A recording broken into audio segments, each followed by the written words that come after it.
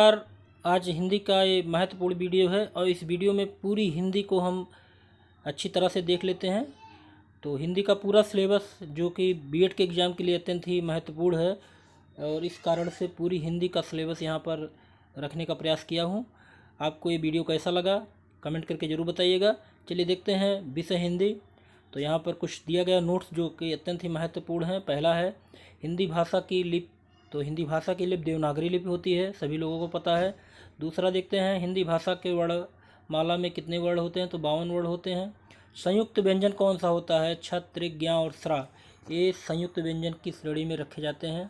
तो का और षष्ठी सा मिलकर छत बनता है, ता और राग मिलकर त्रा बनता है, जा और या मिलकर ज्ञा बनता है और बड़ा सा और प्लस राग मिलकर स्रा बनता है। अगला देखते हैं द्विगुण व्यंजन। डा और ढा को द्विगुण व्यंजन कहा जाता है। अग्रस्वर क्या होता है, ई, बड़ी, ए और ए, ये आपके अग्रस्वर की श्रेणी में आते हैं। पश्च स्वर क्या होते हैं, पश्च स्वर बड़ा, छोटा ऊ, बड़ा ऊ, ओ और औ को पश्च स्वर कहते हैं। तो केंद्रीय स्वर देखते हैं, केंद्रीय स्वर आ होता है। कंठ क्या होता है, आ और आह कंठ स्वर होते हैं। ओष्ठ ऊ और बड़ा ऊ, ताल ई और कंठ ताल ए और ए होता है। मूर्धन्य होता है री। चलिए देखते हैं का वर्ग, का खा गा घा अंगा ये का वर्ग हैं। चा छा जा झा इया चा वर्ग हैं। टाठा डाढ़ा अड़ा ये टा वर्ग हैं और ता था दा धाना ये ता वर्ग है और पा फा बा मा पा वर्ग है।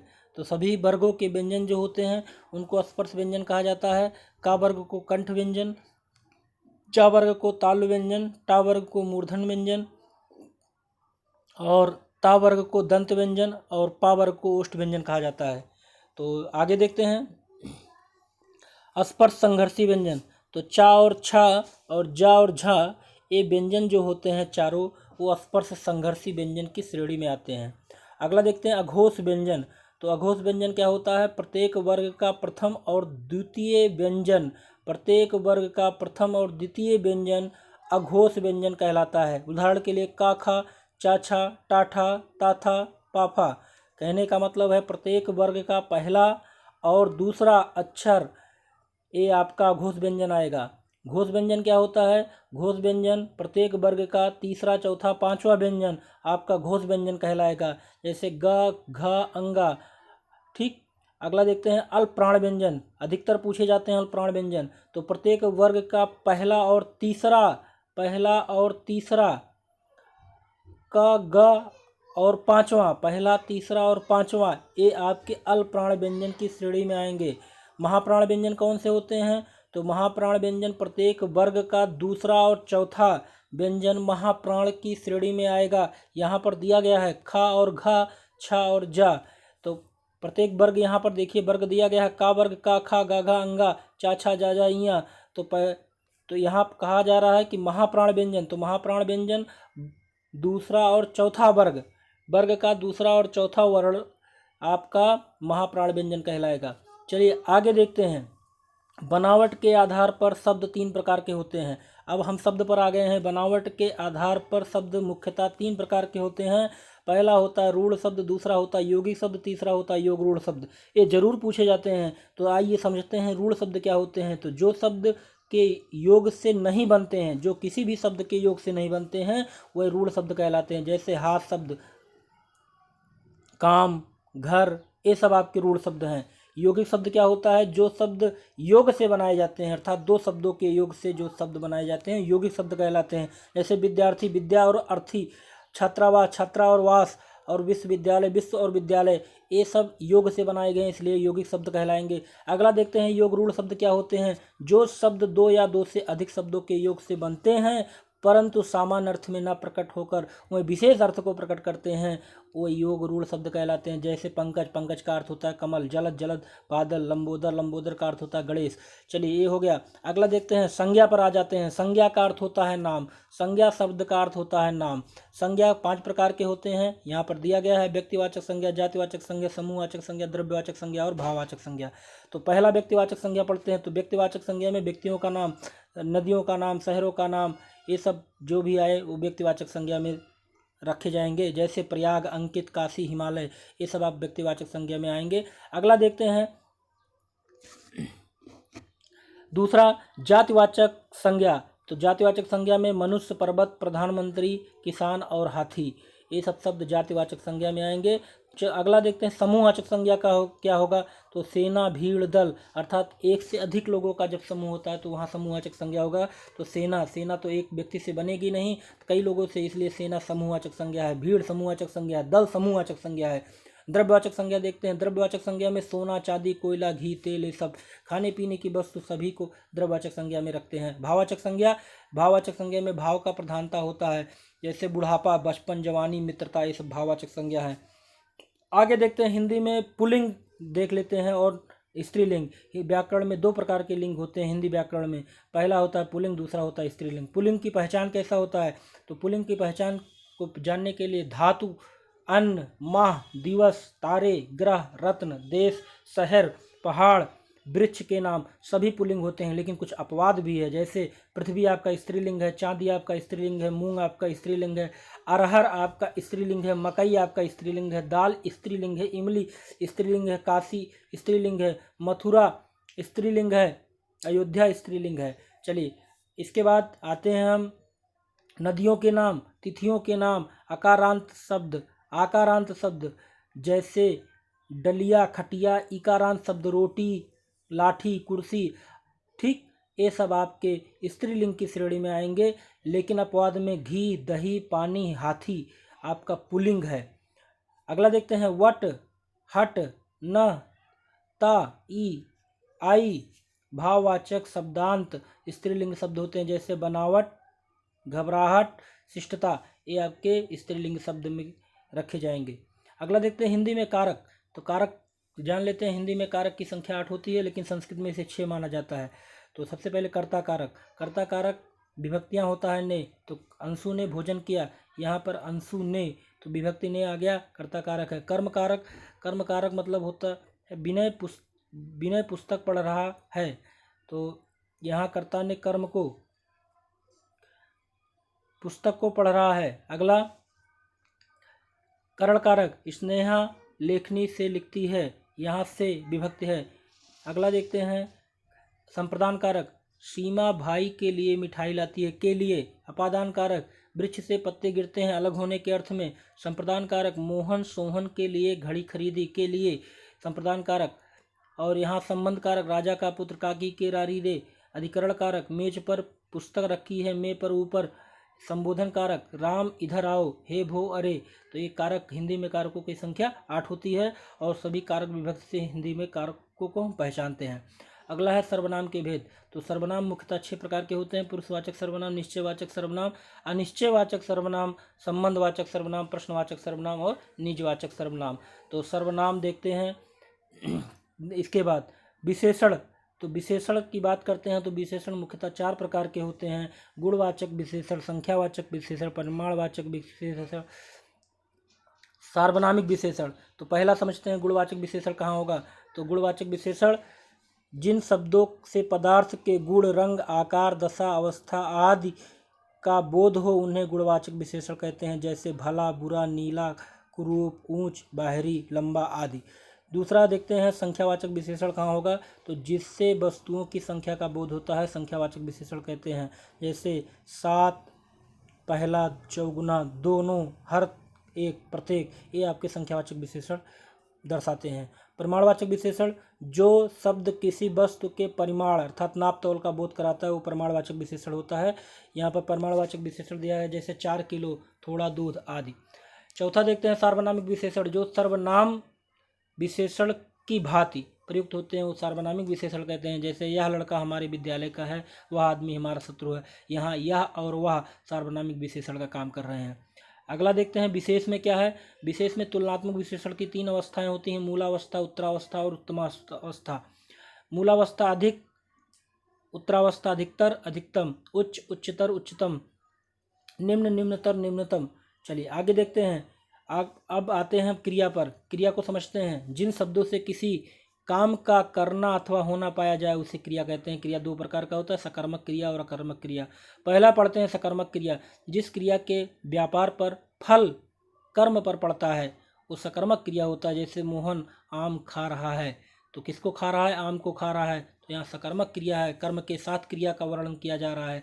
अकर्मक क्रिया, जिस क्रिया के व्यापार पर फल कर्ता पर पड़ता है, अर्थात जहाँ कर्म का कोई जिक्र नहीं होता है वहाँ पर अकर्मक क्रिया होता है, जैसे रीता गाई मोहन खाता है। आगे देखते हैं वाच्य। अब वाच्य पर आते हैं, जिसको वॉइस कहते हैं अंग्रेजी में। वाच्य क्रिया के उस रूपांतर को कहते हैं जिससे यह पता चलता है कि वाक्य में क्रिया के द्वारा कर्ता के विषय में कहा गया है, अथवा कर्म के विषय में कहा गया है, अथवा भाव के विषय में कहा गया है। कहने का आशय है, जहाँ पर कहाँ कर्ता प्रधान है वहाँ कृतवाच्य, जहाँ कर्म प्रधान है वहाँ कर्मवाच्य, जहाँ भाव प्रधान है वहाँ भाववाच्य।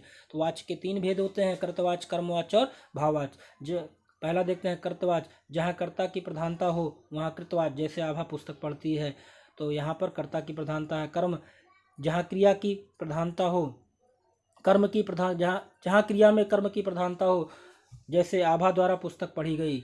भाववाच्य, केवल भाव की प्रधानता हो वहाँ पर भाववाच्य होता है, जैसे राम से खेला नहीं जाता, मुझसे बैठा नहीं जाता। अब आगे देखते हैं, अगला टॉपिक है क्रिया विशेषण।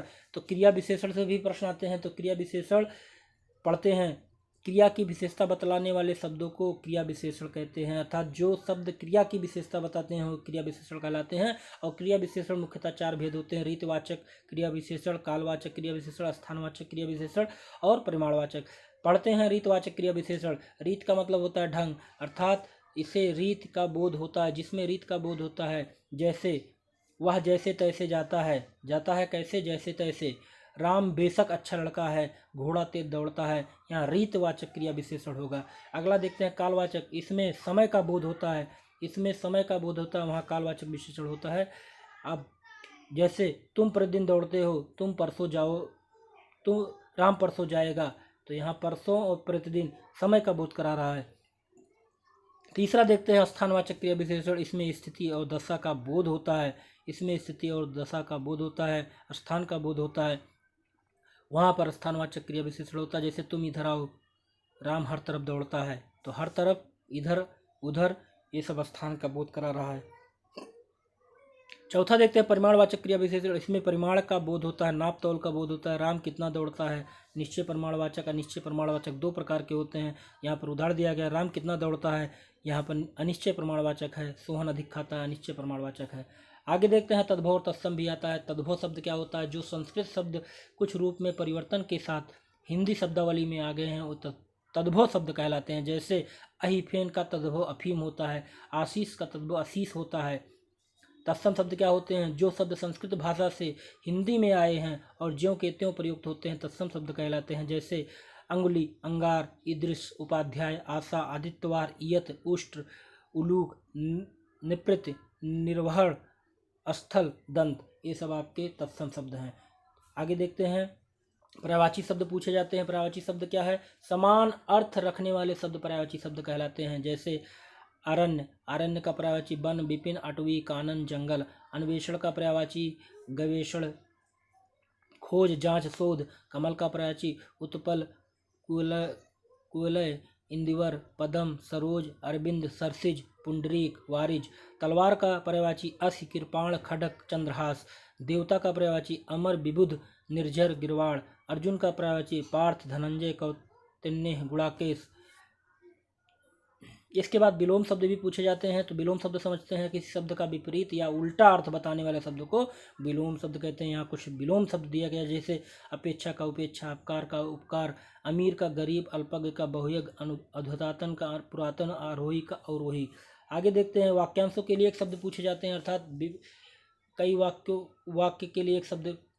जैसे यहाँ दिया गया, जो बीत चुका है उसको अतीत कहते हैं, जिसका जन्म पीछे हुआ है उसको अनुज कहते हैं। पहाड़ का ऊपरी भाग अधिक क्या कहा जाता है? जिसके पास कोई मत या सिद्धांत न हो अनिकेत कहा जाता है। जिसकी सारी कामनाएं पूरी हो गई हों आप्त काम कहा जाता है। जिस अपने को धोखा देने वाला आत्मवंचक कहलाता है। अनिश्चित जीव का आकाशवृत्ति, लाल कमल, कोकनद को लाल कमल कहा जाता है। वह वस्तु जिसमें बाढ़ रखे जाए उसे तुरीड़ कहते हैं। फूल, मूल बातों को संक्षेप में लिखना टिप्पणी कहलाता है। पहाड़ के ऊपरी भाग ये हो गया। अगला आता है मुहावरा। मुहावरे में जैसे अक्ल का दुश्मन, मूर्ख होना, अंत पाना, भेद जानना, अंत पाना, भेद जानना, अंधे की लकड़ी एकमात्र सहारा। तो मुहावरा भी पूछा जाता है। अगला देखते हैं संधि। संधि भी पूछी जाती है। तो संधि की परिभाषा देखते हैं। दो वर्णों के मेल से उत्पन्न विकार को व्याकरण में संधि कहते हैं। संधि मुख्यतः 3 प्रकार की होती है: स्वर संधि, व्यंजन संधि और विसर्ग संधि। पहला देखते हैं स्वर संधि। जो दो स्वरों के आसपास आने से जो संधि होती है वो स्वर संधि कहलाती है। जैसे विद्याधन आलय बराबर विद्यालय, यहाँ बड़ा बड़ा बड़ा आया हुआ है। स्वर के भेद स्वर के मुख्यतः 5 भेद होते हैं: दीर्घ संधि, यड़ संधि, गुण संधि, अयादि संधि और वृद्धि संधि। तो चलते हैं, पहला देखते हैं तो दीर्घ संधि कहाँ होगा? तो दीर्घ संधि अकाशवर्णे दीर्घा, इसका सूत्र है। यड़ संधि को यड़च, इसका सूत्र है। गुण संधि अयाद गुड़ा है, अयाद गुण संधि आद गुड़ा है, अयाद एचो अयवावा है। दीर्घ संधि वृद्धि संधि वृद्धरेच है। तो आगे देखते हैं, इसमें यड़ संधि ई को यड़च, ई उ री के बाद असमान वर्ण आता है तो ई का या, ऊ का वा, री का रा हो जाता है। जैसे अतिधन अधिक, अत्याधिक, सुधन आगत स्वागत, मातृधन आदेश, मात्रादेश। अयादि संधि देखते एचो अयवा, ए ऐ ओ औ के बाद यदि कोई स्वर आता है तो ए का ऐ, ओ का आओ और ऐ का आय, औ का आओ हो जाता है। जैसे निधन आयन नयन, ऐ और आ ऐ हो गया। पोधन अन पवन, पौधन अक पवक पावक। और यहाँ व्यंजन संधि देखते हैं दूसरा। तो व्यंजन जिन दो वर्णों में संधि होती है, उसमें पहला वर्ण व्यंजन हो और दूसरा वर्ण व्यंजन या स्वर होता है तो उसके विकार से उत्पन्न व्यंजन संधि कहलाता है। यहाँ कुछ महत्वपूर्ण व्यंजन संधि दिया गया है। शतधन उपयोगी, सदुपयोगी, समधन वाद संवाद, शतधन चिदानंद सच्चिदानंद, उत्धन हार उद्धार, समधन क्रांति संक्रांति, उत्धन जल उज्जवल। इसके बाद विसर्ग संधि देखते हैं। विसर्ग के साथ स्वर अथवा व्यंजन के मिलने से जो विकार होता है उसे विसर्ग संधि कहते हैं। निधन छल निश्चल, निधन तेज निश्चेद, अंतः प्लसपुर अंतःपुर, दुहधन कर्म दुष्कर्म, मनाधंजा मनोज, दुहधन भाग्य दुर्भाग्य, दुहधन बल दुर्बल, निधन मल निर्मल। आइए अगला देखते हैं समास। समास शब्द का अर्थ होता है संक्षेप। तो जब दो या दो से अधिक शब्दों के से मिलकर नया और छोटा शब्द बनता है तो उसे समास कहते हैं। समास मुख्यतः 6 भेद होते हैं: अव्ययी भाव समास, कर्मधारय समास, तत्पुरुष समास, द्विगु समास, द्वंद्व समास और बहुब्रीहि समास।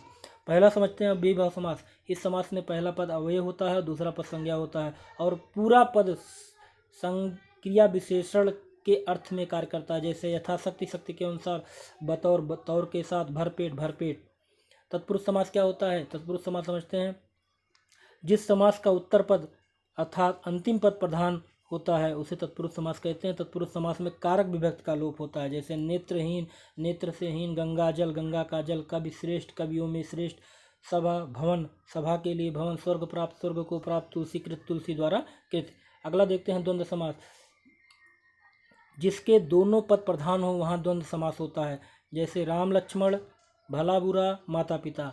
अगला समास देखते हैं कर्मधारय समास। एक पद विशेषण और एक पद विशेष होता है वहाँ कर्मधारय समास होता है। जहाँ जैसे महाकवि, महान है जो कवि, एक विशेषण है और एक विशेष है। नील कमल, नीला विशेषण है और कमल विशेष है। महात्मा, महान है जो आत्मा। तो अगला देखते हैं द्विगु समास। जिन शब्द समास का प्रथम पद संख्यावाची और अंतिम पद संज्ञा हो उसे द्विगु समास कहते हैं। जैसे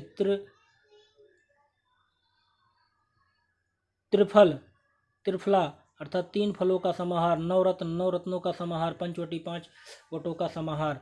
अगला देखते हैं बहुब्रीहि समास। इस समास में कोई भी पद प्रधान नहीं होता बल्कि कोई अन्य पद या नया अर्थ प्रकट करता है। जैसे दशानन, दस है आनंद जिसके रावण, एक दंत, एक है दांत जिसके गणेश, शूलपाणि, शूल है पाणी में जिसके शंकर। इसके बाद रस से भी प्रश्न आते हैं। तो रस का शाब्दिक अर्थ होता है आनंद। रस के विषय में सर्वप्रथम आचार्य भरत मुनि ने अपनी पुस्तक नाट्यशास्त्र में वर्णन किया है। रस के 4 अंग होते हैं: विभाव, अनुभाव, संचारी भाव और अस्थायी भाव। रस के मुख्यतः 9 भेद माने जाते हैं और सभी रसों के अस्थायी भाव होते हैं। श्रृंगार रस का अस्थायी भाव रति होता है। करुण रस का अस्थायी भाव शोक होता है। अद्भुत रस का अस्थायी भाव विस्मय होता है। रौद्र रस का अस्थायी भाव क्रोध होता है। वीर रस का अस्थायी भाव उत्साह होता है। हास्य रस का अस्थायी भाव हास्य होता है और भयानक रस का अस्थायी भाव भय होता है। विभत्स रस का अस्थायी भाव घृणा होता है। शांत रस का अस्थायी भाव निर्वेद होता है। विस्मय वात्सल रस का अस्थायी भाव वात्सल्य प्रेम होता है, स्नेह होता है। भक्ति रस का अस्थायी भाव अनुराग होता है। आगे देखते हैं रस के बाद छंद हम पढ़ते हैं। छंद का शाब्दिक अर्थ होता है बंधन। तो छंद के अंग होते हैं यति, गति, तुक, चरण, मात्रा और वर्ण, गण। ये आपके छंद के अंग हैं। छंद मुख्यतः दो प्रकार के होते हैं, मात्रिक छंद और वर्णिक छंद। तो मात्रिक छंद में पहला दोहा छंद जो अत्यंत ही महत्वपूर्ण है। तो दोहा छंद में 4 चढ़ होते हैं। प्रथम और तृतीय में 13-13 मात्राएं, द्वितीय और चतुर्थ में 11-11 मात्राएं होती हैं। जैसे यहाँ उदाहरण दिया है, मेरी भव बाधा हरो, राधा नागर सोए, जातन की झाई पड़े श्याम हरिद्युत हो। यहाँ पर मेरी 2-2 मात्रा, भव 1-1 मात्रा, बाधा 2-2 मात्रा। तो यहाँ पर दोहा छंद है। आगे देखते हैं सोरठा छंद। सोरठा छंद दोहा का उल्टा होता है, अर्थात 4 चढ़ होंगे, 13-11-11, 11-13, 11-13 मात्राएं। चौपाई छंद। चौपाई छंद में भी 4 चरण होते हैं और प्रत्येक में 16-16 मात्राएं होती हैं। रोला छंद। रोला छंद में प्रत्येक में 4 चरण होंगे और प्रत्येक में 24 मात्राएं होंगी, 11 और 13 मात्राओं पर विराम होता है। इसके बाद देखते हैं कुंडलिया छंद। तो प्रारंभ में एक दोहा और बाद में एक रोला, प्रारंभ में एक दोहा और बाद में एक रोला जोड़ने से कुंडली छंद का निर्माण होता है। अब ये हो गया आपका मात्रिक छंद। इसके बाद वर्णिक छंद में क्या है, इंद्र वज्रा, उपेंद्र वज्रा, सवैया, कवित्व, मंद कहंता, वसंत तालिका, मालिनी, वसंत आदि वर्णिक छंद के अंतर्गत आते हैं। इसके बाद अलंकार देखते हैं। शोभा कारक पदार्थों को अलंकार कहते हैं, अर्थात काव्य की शोभा बढ़ाने वाले तत्वों को अलंकार कहते हैं। अलंकार के मुख्यतः 2 भेद होते हैं, शब्दालंकार और अर्थालंकार। तो शब्दालंकार के मुख्यतः 3 भेद होते हैं, अनुप्रास, यमक और श्लेष। तो पहला देखते हैं अनुप्रास अलंकार कैसे पहचानेंगे। जहाँ एक ही वर्ण एक से अधिक बार आए वहाँ पर अनुप्रास अलंकार होता है।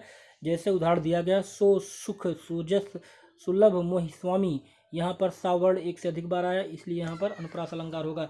दूसरा देखते हैं यमक अलंकार। जहाँ एक शब्द 2 या 2 से अधिक बार आते हैं परंतु उनके अर्थ अलग अलग होते हैं, वहाँ पर यमक अलंकार होता है। जैसे कनक कनकते सगुनी मादकता का, यहाँ पर कनक शब्द 2 बार आया है, एक कनककार सोना, दूसरा कनककार धतूरा होता है। अगला देखते हैं श्लेष अलंकार। श्लेष का अर्थ होता है चिपका हुआ, अर्थात एक ही शब्द एक बार आता है परंतु उसके अर्थ अलग अलग होते हैं, वहाँ श्लेष अलंकार होता है। रहीमन पानी राखी, बिन पानी सब सून, पानी गए न उबरे, मोती मानस चून। यहाँ पानी का 3 अर्थ है, चमक, प्रतिष्ठा और जल। इसके बाद अर्थालंकार देखते हैं। जहाँ अर्थगत चमत्कार उत्पन्न होता है वहाँ अर्थालंकार होता है। अर्थालंकार का पहला भेद उपमा अलंकार। जहाँ एक वस्तु की तुलना दूसरे वस्तु से की जाती है वहाँ उपमा अलंकार होता है। जैसे उदाहरण के लिए पीपर, पास, सरिस, मंडूला। दूसरा देखते हैं रूपक अलंकार। उपमेय में उपमान का भेद रहित आरोप किया जाता है तो वहाँ पर रूपक अलंकार होता है। समय सिंधु चंचल पर भारी, यहाँ समय रूपी सिंधु बताया जा रहा है इसलिए रूपक अलंकार है। उत्प्रेक्षा अलंकार। जहाँ उपमेय में उपमान की संभावना प्रकट की जाए वहाँ उत्प्रेक्षा अलंकार होता है। उत्प्रेक्षा अलंकार में जन जानो मनु मानो शब्द आते हैं। जैसे उदाहरण के लिए यहाँ दिया गया, इस काल मारे मानो क्रोध के तन कांपने उसका लगा, मानो हवा के वेग से सोता हुआ जाग सागर जगह। यहाँ पर मानो शब्द आया है इसलिए यहाँ पर उत्प्रेक्षा अलंकार है, अर्थात उपमेय में उपमान का संभावना प्रकट किया जा रहा है। अगला देखते हैं भ्रांतिमान अलंकार। जहाँ सदृश्य के आधार पर किसी वस्तु को कुछ और ही समझकर उसका चमत्कार पूर्ण किया जाए वहाँ भ्रांतिमान अलंकार है। जैसे रस्सी को साफ समझ लेना, रस्सी को साफ समझ लेना। उदाहरण के लिए एक उदाहरण दिया जा सकता है कि धूम समूह निरख चातक जो तिरसत जान मत घन की। तो धुएं के समूह को चातक पक्षी भ्रमित हो जाता है और उसको घन बादल समझ लेता है, तो यहाँ भ्रांतिमान अलंकार है। इसके बाद संदेह अलंकार। जहाँ किसी वस्तु को देखकर तत्संबंध अन्य वस्तु के संशय होने का चमत्कार पूर्ण होता है लेकिन निश्चयात्मक ज्ञान नहीं होता, वहाँ संदेह अलंकार होता है। जैसे सारी बीच नारी है कि नारी बीच सारी है, यहाँ पर संदेह अलंकार है। आगे देखते हैं अतिशयोक्त अलंकार। जहाँ लोग सीमा का उल्लंघन करते हुए किसी वस्तु व्यक्ति को का बढ़ा चढ़ाकर वर्णन किया जाए वहाँ अतिशयोक्त अलंकार है। जैसे भर लाऊं सीप में सागर, तो यहाँ सीप में सागर को भरने की बात हो रही है, अतिशयोक्त अलंकार है। आगे देखते हैं अतिशयोक्त अलंकार। तो ये हमारा हिंदी का एक संक्षिप्त पूरी हिंदी का एक टॉपिक है जो आपके एग्जाम में अत्यंत ही महत्वपूर्ण भूमिका निभा सकती है।